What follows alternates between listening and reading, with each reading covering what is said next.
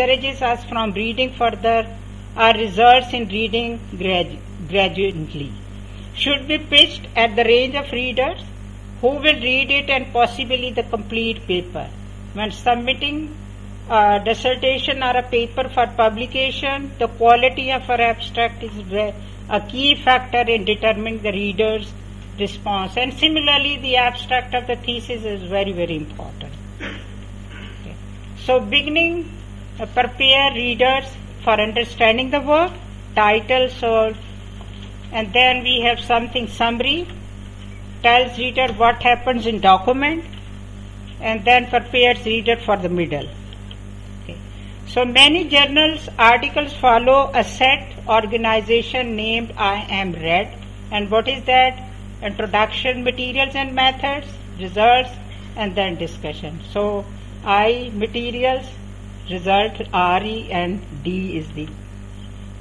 So in a strong ending, you analyze result and give a future perspective. So conclusion, that is the analysis of the result, and then we have analysis, result from overall perspective, and then several options, make recommendation, discuss future work, repeat limitation. Again, it will depend upon the type of the research we are carrying.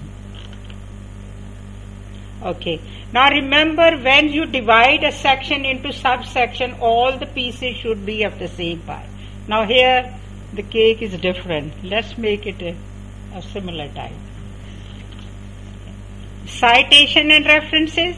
For a better credibility, you have to review the literature and show that your contribution extends from a solid foundation of research.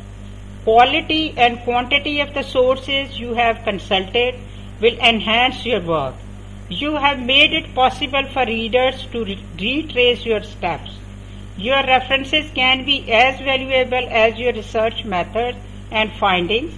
At least 3 citation styles in text and 100 reference styles are commonly used. I'll just put 1 or 2 short time. Okay. So we can have a citation alphabet system.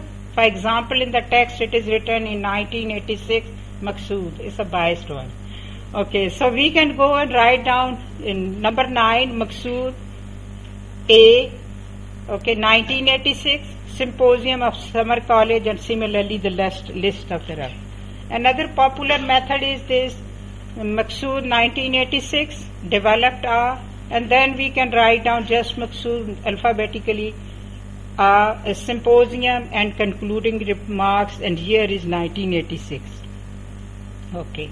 Now steps in scientific journal writing.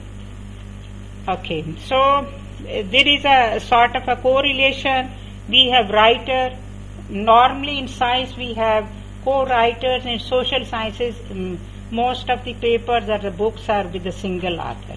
Now then we have a journal editor. Journal editor sends the paper to the referees. It comes back, and then the publication is sent or is available for the readers. Okay. There are many journals, more than 40,000 plus, but how many are actually read? We have to check it. 500 journals appear to account for 50% of what is published and 70% of what is cited. All journals and all papers are not created equal. And then we have something which is called Science Citation Index. Okay, journals and publishers. Again, there are certain professional societies, professional publishers are there. I am not going into detail. Now, remember, when writing a paper or research, ethical dilemmas are very, very important are there. You are one of those working on the same problem. Then talk to the program chair. You already reviewed and rejected the paper. Then look for the changes if that paper is coming in the literature. This journal submission already appeared at a conference. Does it extend previous appearance? An almost identical paper already appeared, unless it was at a workshop, inform editor. We should not publish those things. Okay, committee is there to check and go through it. Okay, so in ethical responsibilities for all the authors, accuracy, economy, attention to detail, credibility, or the credit the literature, very important. Some people, they don't refer the real paper and they simply go on writing. That's not good. Then identify all sorts of the hazard and indicate the safety. Completeness, not fragmentation. Acknowledge all contributions. This is very important again. Authorship or the acknowledgement. Okay. When you should not write a paper, you should have something important. When you should write a paper, next day do not write a paper. You should have something important enough to share with others. New ideas, new facts or data, intelligent reviews of old facts and ideas, mature results, research milestones completed, can articulate the research, clear problem, statement, solution and contribution to discipline. Okay, many people will disagree with this slide, previous one. Okay, when you should not write a paper, wrong reason, want or need publication, increase publication count, fame, publish or perish, getting grant, tenure, promotion. Okay, want to go to a conference. There are many disagreements, I welcome those. But it's my view. Okay, so bad papers, work will reflect badly on you. Should always be proud of your paper. Okay, publish or perish. Okay, now there are certain types of the papers. Breakthrough solves an open problem that many people have worked on, and that is very rare. Maybe one paper per conference if lucky. Then groundbreaking, this opens up a field area that is not well explored, places it on a firm foundation. Inventions, and this is clever variation, innovation that are appealing in their elegance. Progress solves open problems that have arisen from recent work, and typical conference are journal papers. Then we have surveys. Surveys, these are most of the time done by the social scientists. They contribute a lot towards our lives. Okay. Surveys and unifies a specialized subject, contains added value, framework, brings together disparate work and so on. Okay. All right, there are certain characteristics of a good paper. Single major result or results from single technique if several. What is coherent theme? Original and innovation, significant and scientific problem. We are talking about science, so it should be significant from the scientific point. Then technically sound, logical and well written. Okay, criteria for acceptance. First thing is paper should be original, novel or created research procedures and our results with new information. Then we have some scientific quality, good hypothesis, sound experimental design and procedure, data presentation and interpretation, appropriate statistical analysis, depth of the investigation, substance of the results, thorough discussion of results.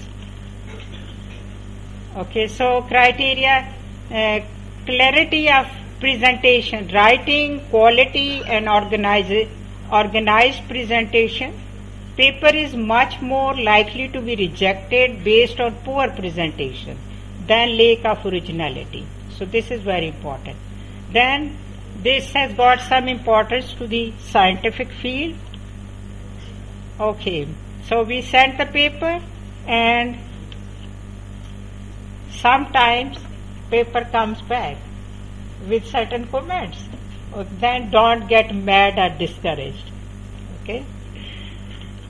Sometimes the referees are trying to be helpful, especially when in our environment, our groups are very limited. It is not possible to discuss our paper, and sometimes this happens that only the supervisor and the student, they have some sort of idea about the research. Okay, so respond to every comment, positive and negative. Make changes only if you agree with them. Address all comments, changes or otherwise in a covering letter. The reviewer is not always right. Get help with the letter. Argue your points carefully. Not everyone reads the same things. Okay. So, and the bottom line is respond quickly, often a deadline, which if missed means full resubmission. So they write you should submit within 2 days, 3 days, 48 hours. So you have to respond in that period. If aiming high, approach the journal first, and nature can save some headache. This is not the nature journal, but nature almighty. Okay, so there are certain types of the papers. For example, paper, this is a complete full study of a system or process. Okay, and this consists of about 4 to 10 pages. Communication. Here we have novel and timely first fruits of an innovative study in progress. No real section, around 1,000 words, but it should be communicated very quickly.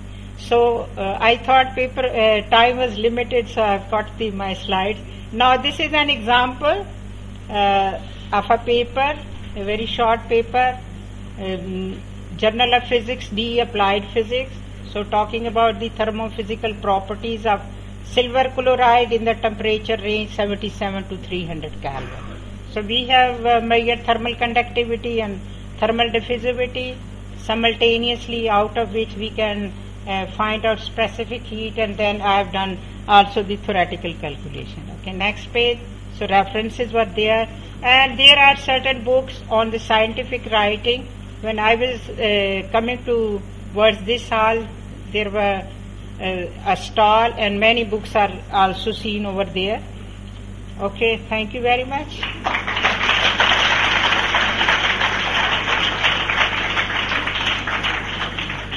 I'm sure